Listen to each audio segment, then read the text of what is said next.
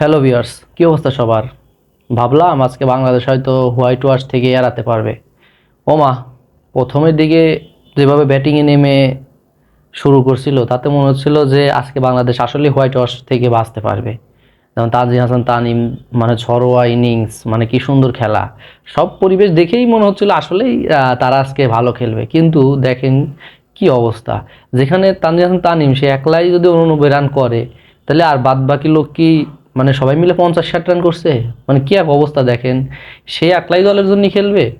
একদিন দেখা যায় সাইফ হাসান খেলে, আবার একদিন মানে তানজিদ হাসান তানিম, তাহলে বাদ বাকিগুলা কি করে?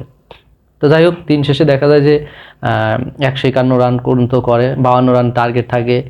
তো কি আর বলবো, ওয়েস্ট ইন্ডিজের মতো টিমের কাছে আসলে এই রানগুলা মানে কি বলবো কিছুই না। তারপরও বাংলাদেশের মাটিতে বাংলাদেশের বোলিং ভালো, তো আশা রাখলাম যে হয়তো পারবে বা ভালো কিছু করতে পারবে।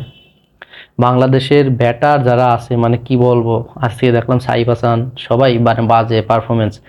রিশাদ থেকে শুরু করে এবং লিটন দাস, মানে সবাই খুবই বাজে পারফরমেন্স। এবং বোলিংয়ে গিয়েও, এবং ওয়েস্ট ইন্ডিজের খেলোয়াড়গুলা যেভাবে বলগুলা পিটাচ্ছিল তাতে মনে হচ্ছিল যে খুব দ্রুতই খেলা শেষ হয়ে যাবে। মানে 13 ওভারে দেখা যায় 100 পার করে ফেলছে।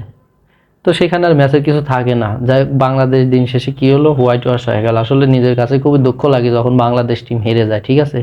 কারণ নিজের দেশের ক্রিকেট টিম এরকম একটা বাজে পারফরমেন্স, বাজে দল পরিচালনা, আসলে এর আগে কখনোই এরকম হয়নি। যখন মাশরাফি সাকিব তারা খেলছে, তামিম তারা যখন খেলছে, কি সুন্দর খেলা খেলছে, দেখতে মন চাইছে।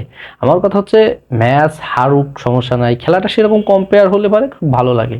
বাংলাদেশ সবসময় দেখছি বোলিং লাইন দিক থেকে ভালো করে এবং ব্যাটিং লাইন দিক থেকে আসলেই কিছু পারে না।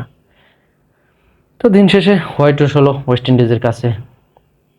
দেখা যায় যে পারলই না টি-20 সিরিজ নিতে।